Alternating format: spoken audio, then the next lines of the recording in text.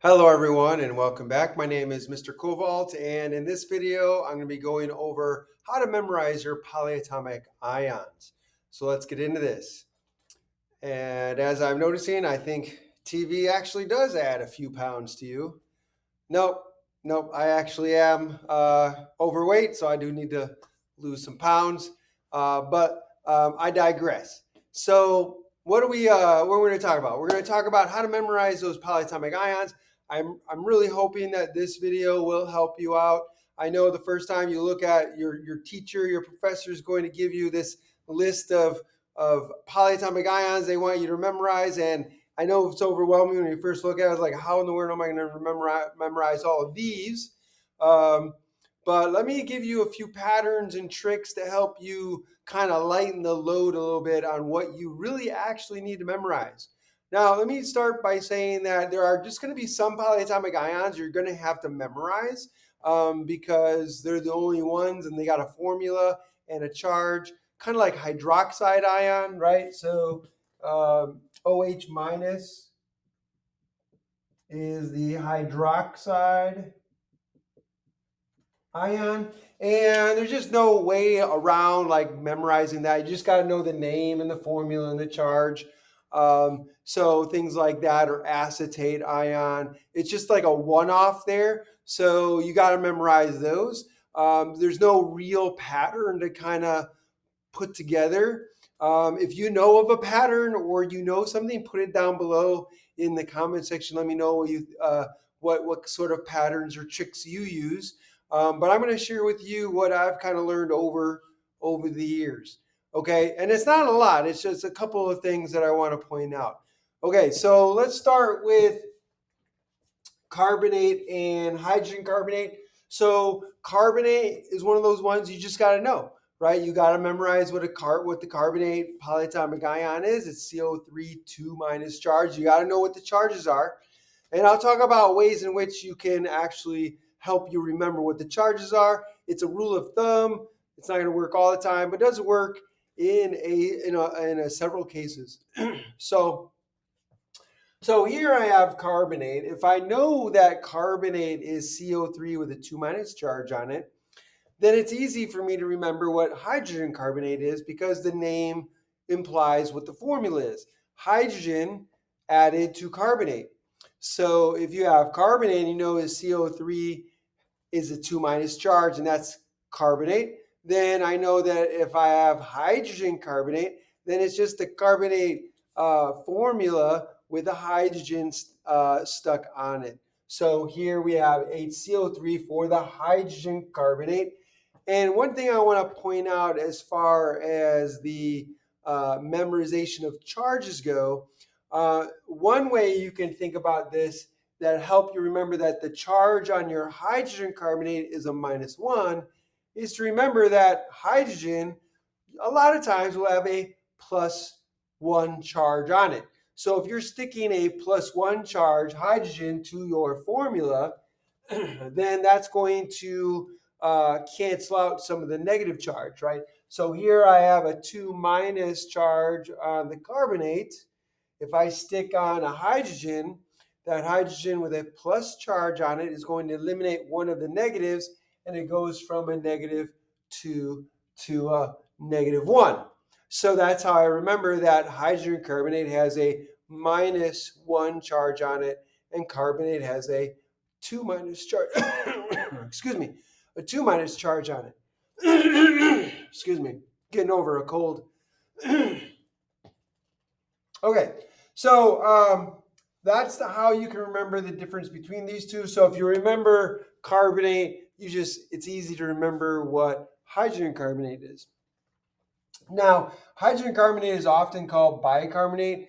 If you want to know why it's called bicarbonate, it's because it's based on an older naming system way back when it was determined that the amount of carbonate that is associated with sodium in, say, for example, I'll write it down here, sodium carbonate, sodium bicarbonate.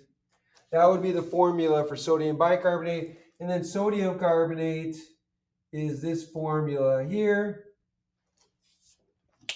And so you can see here that when you're comparing the amount of carbonate with sodium, here it takes twice as much sodium to balance out the charge of the carbonate here. But then with your hydrogen carbonate, it takes about a 1-to-1. So it's a 1-to-1 here, it's a 2-to-1 here. So basically, you need twice as much sodium to balance out the charge of carbonate than you do with the sodium with the bicarbonate.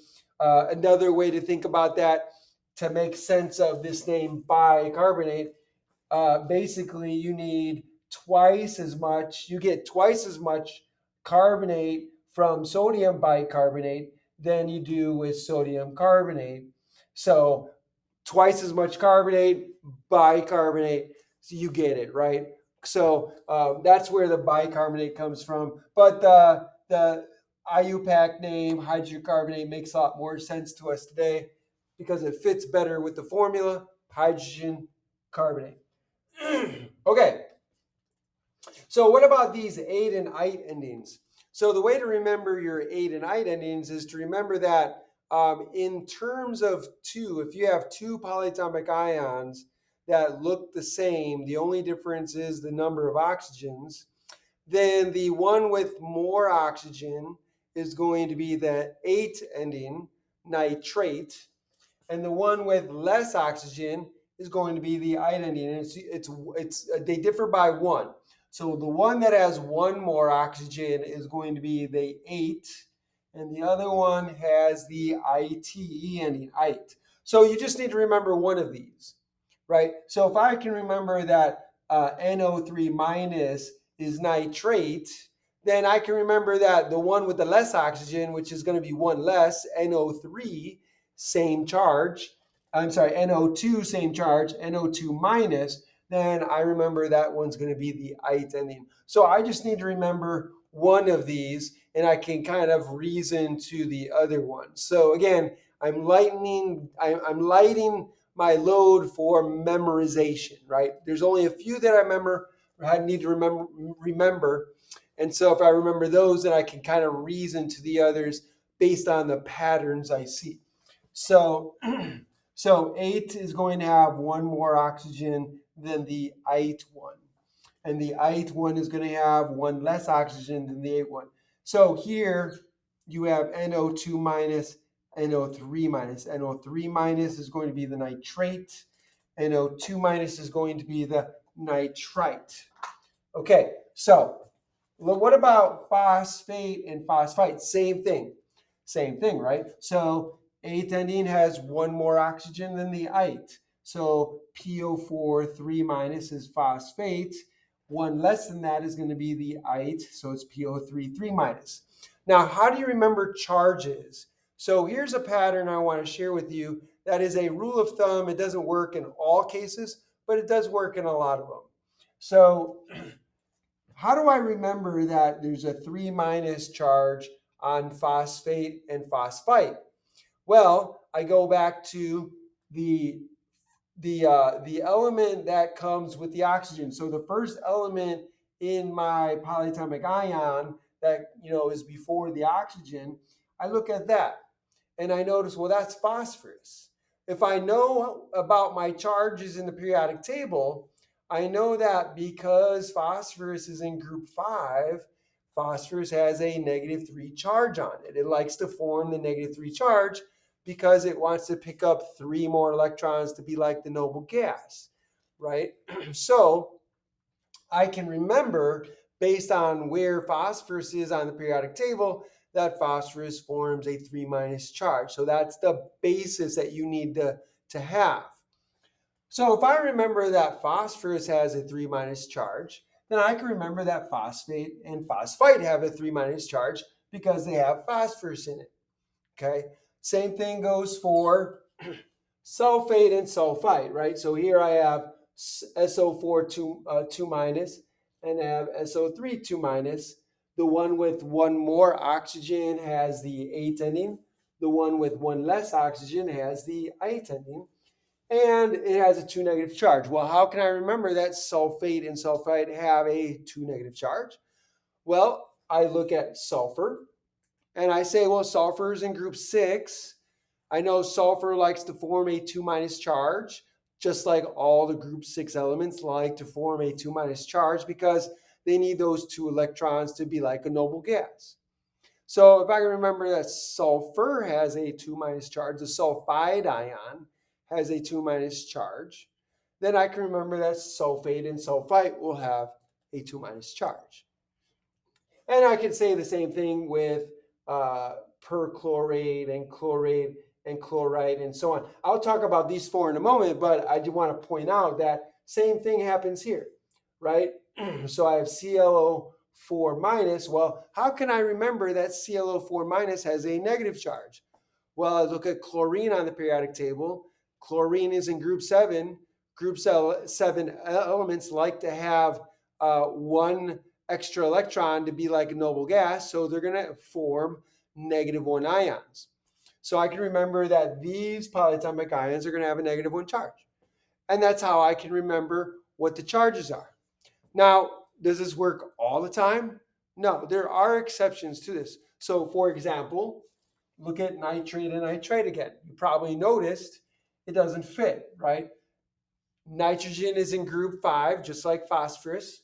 So if I was following the rule, I might think that, oh, NO2 and NO3 should have a -3 charge because nitrogen has a -3 charge, but it doesn't work out that way, unfortunately.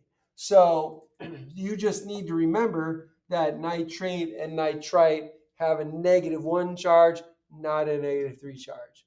But in a lot of these other cases, it does work very well. Okay, again, it's a rule of thumb. It's not an absolute rule, but I think it might help you, and I hope that it does. Okay, so now let's talk about these 4 here. Now, how do I distinguish between these 4?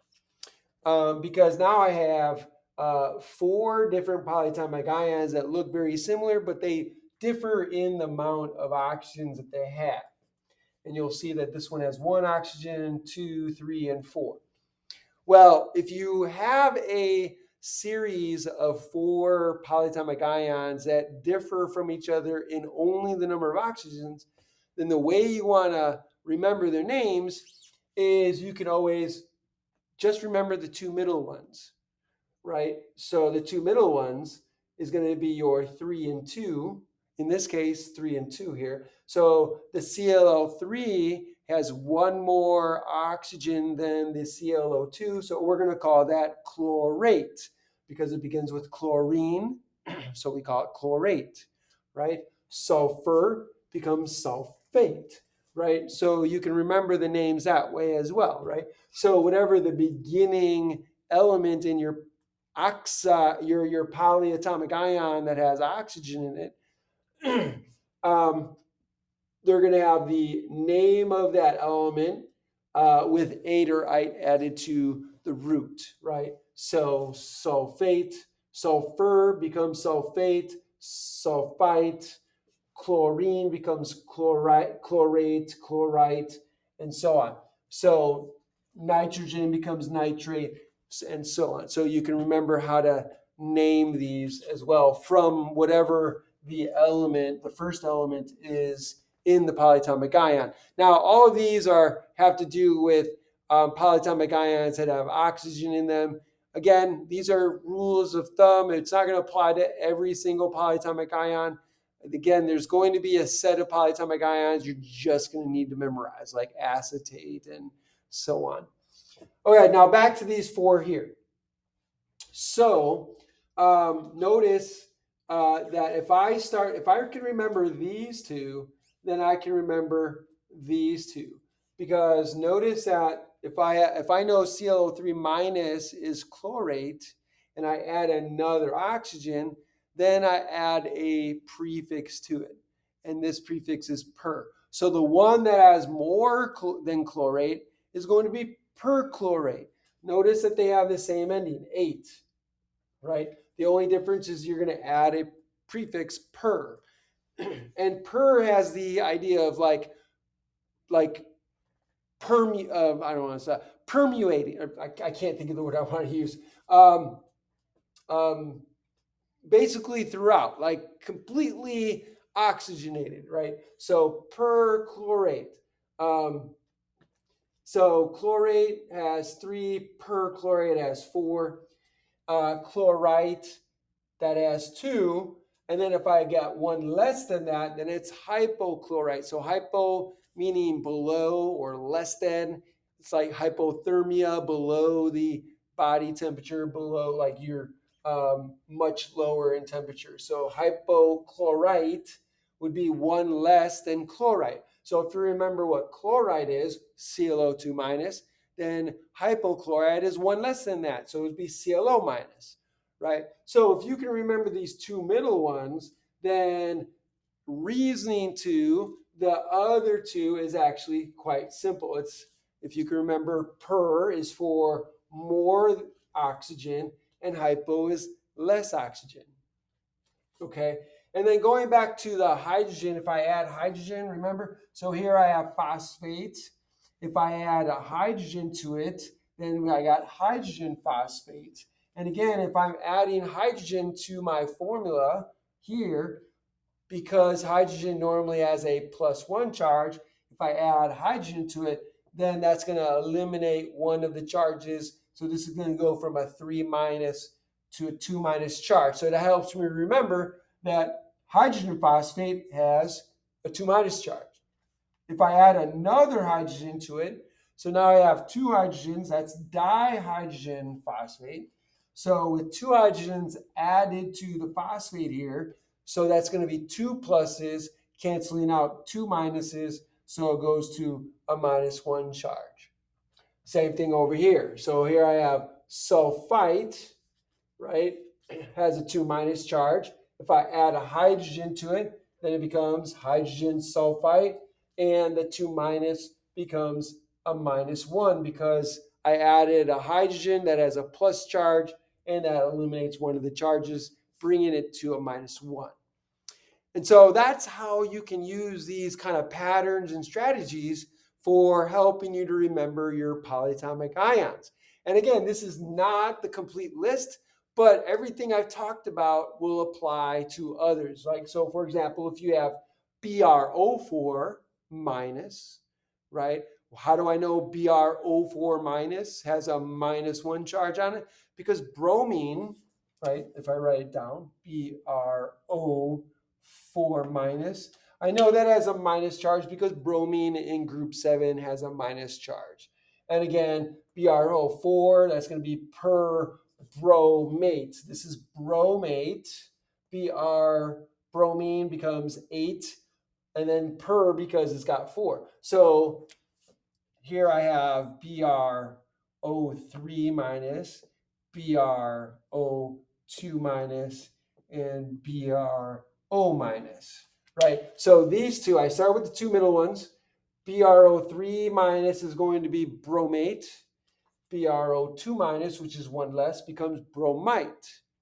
So then the one that's more oxygen than bromate becomes perbromate. And the one that's less oxygen than bromite becomes hypobromite. And that's how you can do it. So, and then this would be if you had IO4 or IO3 minus, any of the halogens here, except for fluorine. Fluorine doesn't really bond more than once. So this wouldn't really apply. You wouldn't see a fromate. That doesn't exist. So don't worry about that one.